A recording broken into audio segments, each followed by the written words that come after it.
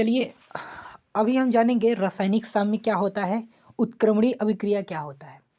देखो अभिक्रिया दो तरह का होता है। सबसे पहला होता है उत्क्रमणीय अभिक्रिया, दूसरा होता है अनुत्क्रमणीय अभिक्रिया। अनुत्क्रमणीय अभिक्रिया वह अभिक्रिया होता है जो एक ही दिशा में चलता है, यानी अभिकारक और उत्पाद दो होते हैं। अभिकारक क्या बनाता है, उत्पाद बनाता है, ठीक है। तो जो अभिकारक है उससे उत्पाद बनता है, तो जो क्रिया होती है वो क्या हो जाती है, संपन्न हो जाती है। किसमें, अनुत्क्रमणीय अभिक्रिया में। तो अनुत्क्रमणीय अभिक्रिया में अभिकारक से उत्पाद की ओर जो दिशा है वो होता है, ठीक है। किंतु उत्क्रमणीय अभिक्रिया में जो दिशा होती है वो दोनों तरफ होती है, अभिकारक से उत्पाद की ओर और उत्पाद से अभिकारक की ओर, ठीक है। यानी कि उत्क्रमणीय अभिक्रिया में अभिक्रिया संपन्न नहीं होती है, ठीक है। यानी दोनों तरफ चलती रहती है। अभिकारक जो है उत्पाद बनाएगा, फिर वही उत्पाद क्या बनाता है, अभिकारक का निर्माण करता है। यानी कि दोनों तरफ प्रोसेस जो है चलता रहता है, ठीक है। प्रोसेस क्या होता है, चलता रहता है। अभिकारक जो उत्पाद बनाएगा, उत्पाद अभिकारक बनाएगा। तो ये जो अभिक्रिया होती है वो उत्क्रमणीय अभिक्रिया होती है, जो दोनों दिशा में चलती है। अब जैसे कि उदाहरण के लिए नाइट्रोजन जो गैस है, वो यहाँ पर उदाहरण के लिए मैंने दिया है नाइट्रोजन गैस और हाइड्रोजन गैस, ठीक है। दोनों मिल करके क्या बनाता है, अमोनिया बनाता है। लेकिन अमोनिया क्या करता है, अमोनिया भी क्या करता है, नाइट्रोजन और हाइड्रोजन में टूटने लगता है, ठीक है। दोनों तरफ से क्रिया होती रहती है, ठीक है।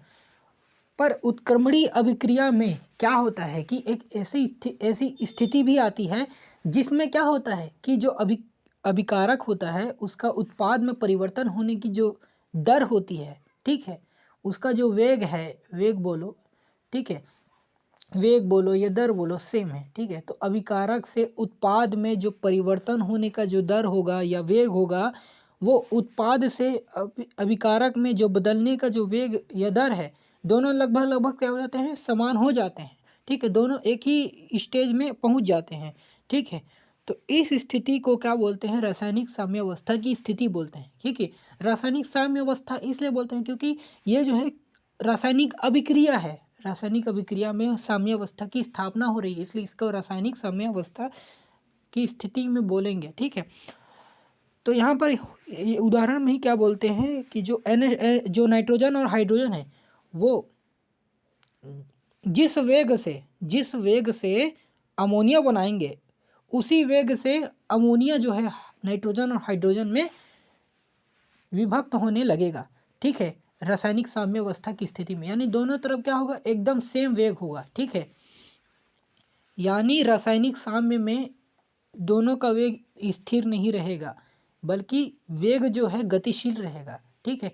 यानी रासायनिक साम्यावस्था की स्थिति जो है गतिकी प्रकृति की होती है, ठीक है। मतलब कि गतिशील होता है,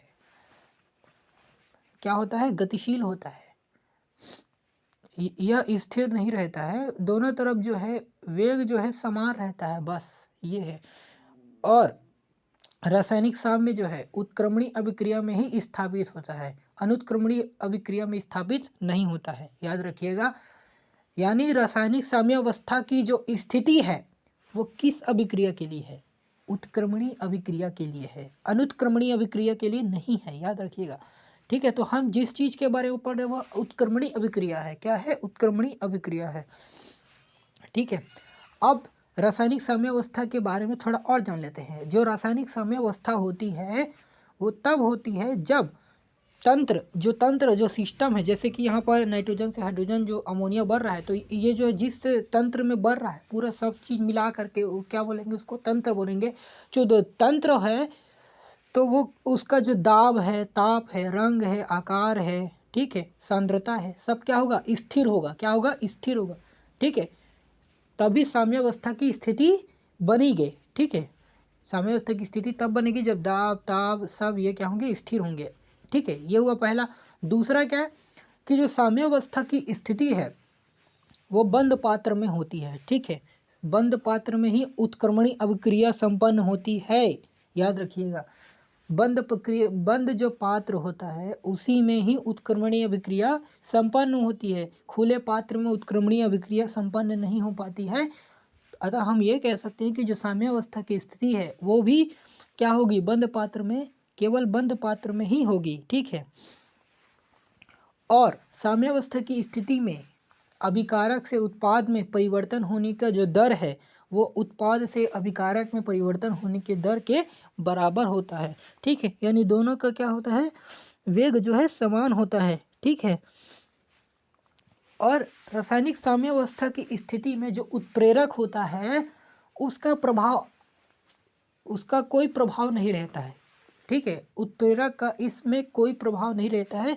देखो उत्प्रेरक क्या करता है, वेग में परिवर्तन करता है। क्या करता है उत्प्रेरक, सिर्फ वेग में परिवर्तन करता है। अर्थात अगर जो अभिक्रिया हो रही होगी तो उसके समय को वो कम कर देगा। तो जब समय को कम करेगा या समय को बढ़ाएगा, दोनों भी करेगा, तो दोनों तरफ का समय को क्या करेगा, कम करेगा।